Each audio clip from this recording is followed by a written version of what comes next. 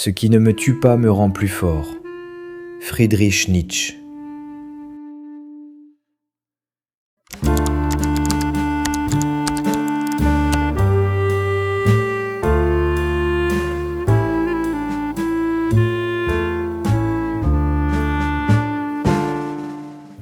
Tu ne te considères pas peureux, tu te considères prudent. La différence est importante pour toi. La peur serait une faiblesse, la prudence est une qualité. Elle suggère la réflexion, le contrôle, la maturité. Elle indique que tu ne te jettes pas sans calculer, que tu observes avant d'agir, que tu comprends les conséquences possibles. Et dans un monde instable, la prudence semble rationnelle. Tu dis que tu préfères analyser avant de parler, que tu veux sécuriser avant d'investir, que tu attends d'avoir plus d'informations avant de décider. Tu ne refuses pas l'action, tu veux simplement qu'elle soit solide, préparée, cohérente. Tu appelles cela responsabilité. Mais observe ce qui se passe réellement. À force d'attendre les bonnes conditions, tu réduis progressivement le champ des situations dans lesquelles tu acceptes d'entrer. Le risque tolérable devient plus petit. L'exposition acceptable devient plus courte. La marge d'erreur autorisée devient presque nulle. Et dans cet environnement restreint, l'action devient rare. La prudence ne t'immobilise pas brutalement, elle t'affine. Elle rend tes critères plus exigeants. Elle transforme chaque décision en calcul. Tu veux minimiser les pertes, éviter les erreurs visibles, protéger ton image. Rien de spectaculaire, juste une accumulation de micro-ajustements qui rendent l'élan plus difficile. Nietzsche ne condamnait pas la réflexion, il attaquait l'excès de sécurité intérieure. Il voyait que l'homme moderne ne cherche plus seulement à survivre, il cherche à éviter toute atteinte à son équilibre. Il veut agir sans être ébranlé. Mais agir implique précisément d'être déplacé. Tu dis que tu es prudent parce que tu as appris de tes expériences passées, parce que certaines décisions t'ont coûté, parce que certaines expositions ont été mal récompensées. Alors tu ajustes, tu deviens plus stratégique, plus mesuré, et tu appelles cela maturité. Mais la maturité n'est pas l'évitement systématique du risque. Elle est la capacité à supporter les conséquences. Or, ta prudence actuelle ne cherche pas à supporter. Elle cherche à prévenir toute perte visible. Elle transforme l'action en opération quasi chirurgicale. Si les paramètres ne sont pas optimaux, tu repousses. Regarde combien de fois tu as dit récemment « Ce n'est pas le bon moment. Je dois encore clarifier. Il manque un élément. » Ces phrases sont raisonnables. Elles sont même intelligentes. Mais elles peuvent aussi masquer une exigence implicite, ne pas être vulnérable.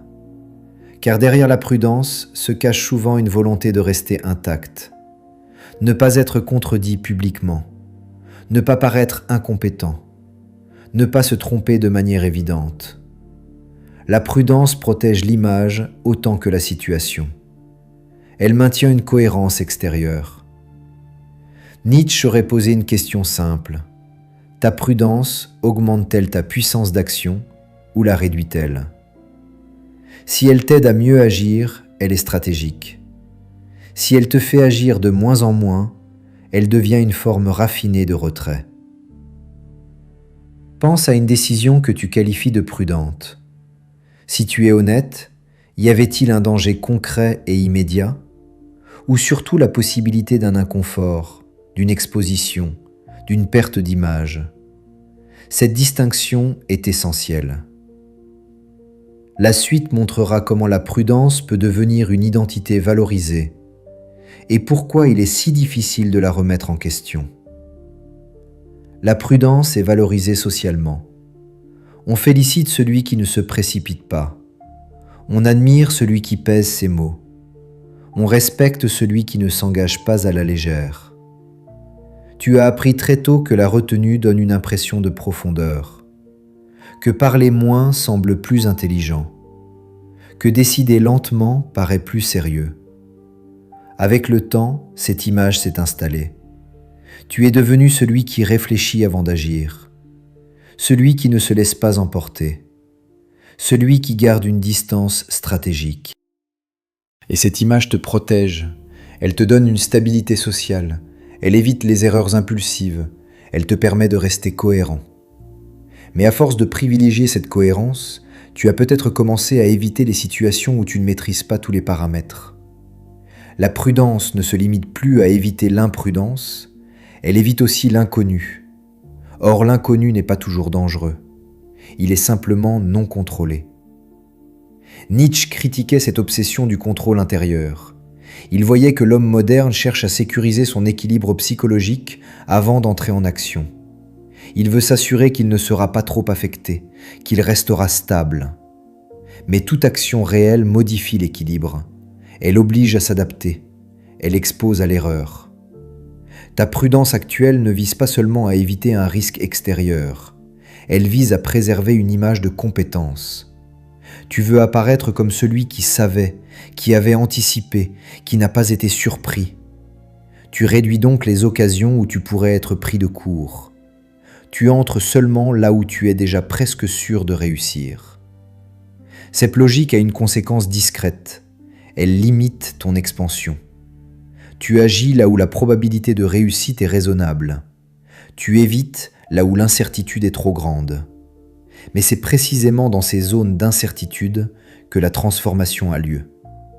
En les évitant systématiquement, tu stabilises ton niveau actuel.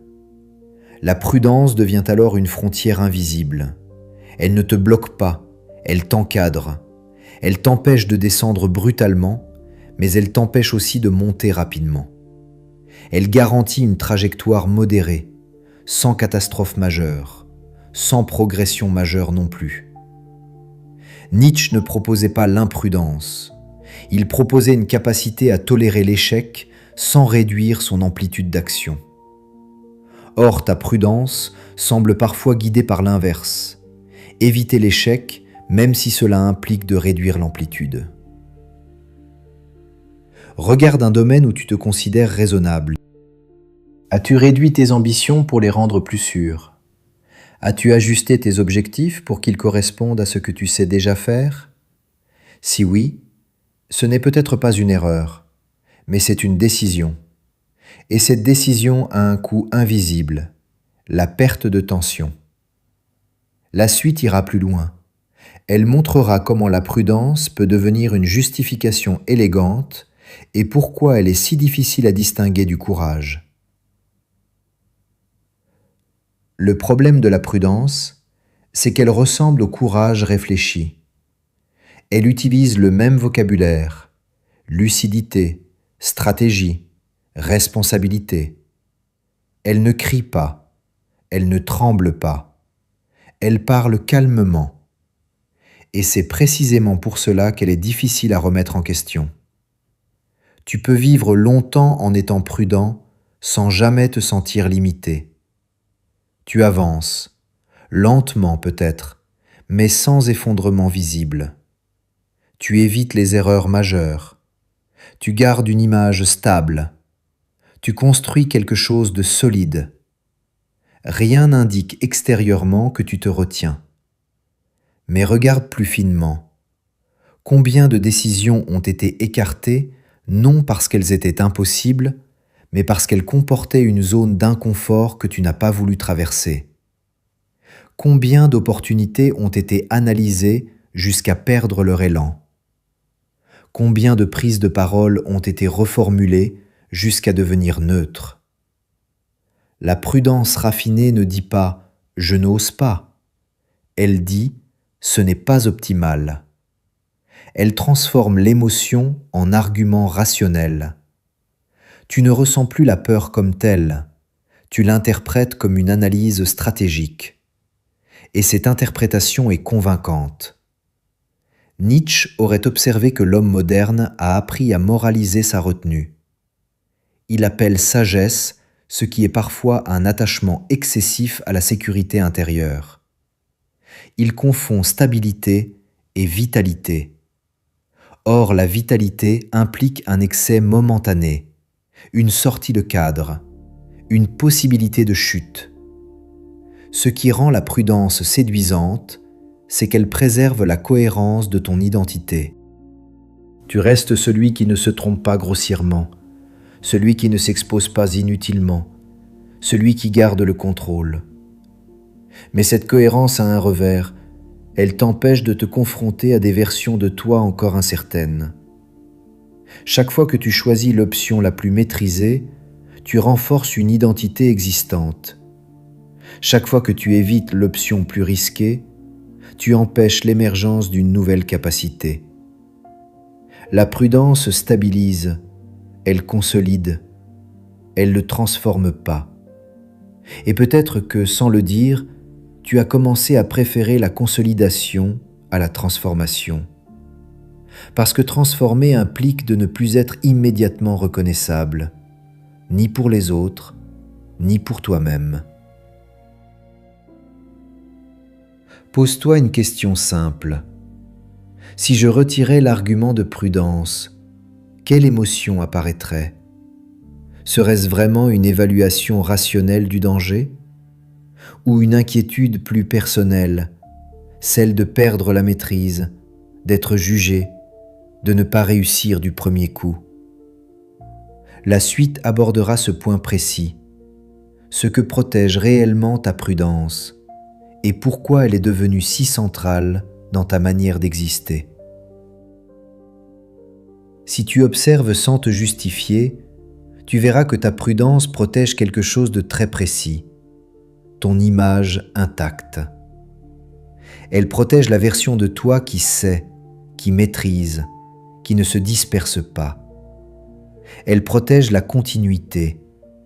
Elle évite les fissures visibles. Car toute action un peu audacieuse crée une discontinuité. Elle te place dans une zone où tu ne contrôles plus complètement la perception que les autres ont de toi. Elle t'expose à l'erreur publique, à l'apprentissage visible, à la possibilité d'être mal compris. Et cette exposition n'est pas seulement inconfortable, elle est instable. La prudence te permet de rester cohérent. Tu agis dans des territoires où tu es déjà compétent.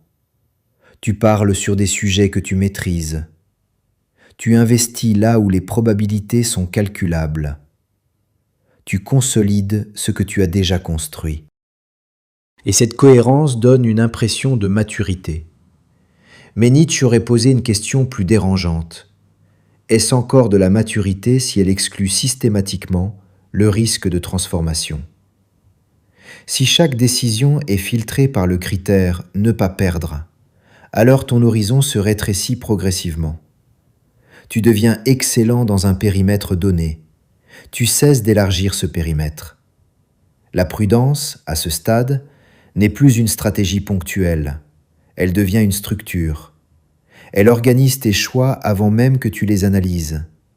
Elle t'oriente vers le connu. Elle t'éloigne de l'imprévisible. Elle réduit l'intensité. Et l'intensité est souvent ce qui disparaît en premier. Pas la réussite, pas la stabilité, l'intensité. Cette sensation d'être engagé pleinement, même avec une part d'incertitude. Lorsque tout est optimisé pour minimiser les pertes, la vie devient lisse, fonctionnelle, maîtrisée, mais moins vibrante. Tu peux alors commencer à ressentir une fatigue subtile, pas celle de l'échec, celle de la répétition. Tu fais bien ce que tu sais faire, tu évites ce que tu pourrais mal faire, et les années passent dans une forme d'efficacité mesurée. Nietzsche ne glorifiait pas le chaos, il valorisait la capacité à supporter la tension créatrice, à entrer dans des zones où l'issue n'est pas garantie, non pour se détruire, mais pour s'agrandir. Si ta prudence exclut presque toujours ces zones, elle protège peut-être trop. Regarde honnêtement. Quand as-tu fait pour la dernière fois quelque chose qui pouvait réellement altérer ton image ?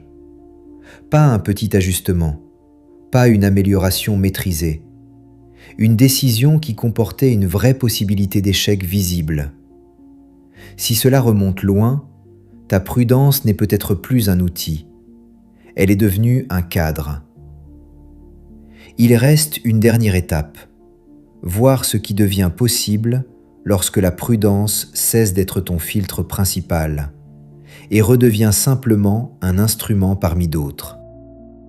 Lorsque la prudence cesse d'être ton filtre principal, elle ne disparaît pas. Elle change de place. Elle redevient un outil, non une identité. Elle intervient après l'élan, pas avant. Elle ajuste le mouvement au lieu de le bloquer. Mais pour que cela arrive, quelque chose doit être accepté. Tu ne contrôleras jamais totalement l'issue. Tu peux préparer, analyser, anticiper. Tu ne peux pas supprimer l'incertitude. La prudence qui cherche à éliminer toute instabilité est condamnée à réduire l'action. Celle qui accepte une part d'inconnu peut accompagner le risque sans l'annuler. Nietzsche aurait dit que la force ne consiste pas à éviter les chocs, mais à pouvoir les absorber. Or, ta prudence actuelle cherche surtout à éviter l'impact. Elle veut garantir que tu resteras intact. Mais rester intact signifie aussi rester dans les contours déjà connus de toi-même. Il y a une différence entre protéger ton intégrité et protéger ton image. L'intégrité concerne tes valeurs. L'image concerne la perception. Beaucoup de prudence moderne protège surtout l'image. Ne pas paraître naïf, ne pas se tromper publiquement, ne pas sembler imprudent. Cette préoccupation subtile oriente des décisions entières. À partir du moment où tu distingues ces deux niveaux, quelque chose devient plus clair. Certaines actions que tu évites ne menacent pas ton intégrité. Elles menacent seulement ton confort ou ton prestige. Et cette distinction modifie la lecture du risque. Renoncer à une prudence excessive ne signifie pas devenir impulsif. Cela signifie accepter qu'une transformation implique toujours une zone où tu ne seras pas immédiatement compétent, où tu ne seras pas parfaitement préparé, où tu apprendras sous regard. Voici une pratique simple. La prochaine fois que tu invoques la prudence pour repousser une action, pose-toi 2 questions précises. 1. Est-ce que cette situation menace réellement mon intégrité ou seulement mon image? 2. Si l'échec était invisible pour les autres, agirais-je différemment? Ces 2 questions ne t'obligent à rien, elles clarifient, elles retirent un mot protecteur pour révéler l'émotion réelle. La prudence n'est pas l'ennemi, mais lorsqu'elle devient ton identité principale, elle réduit ton amplitude. Et peut-être que ce n'est pas le danger que tu évites, c'est la possibilité de devenir autre. Merci pour ton attention. Si cette vidéo t'a parlé, écris quelques mots en commentaire. Et si ce format te convient, tu peux t'abonner. À la prochaine.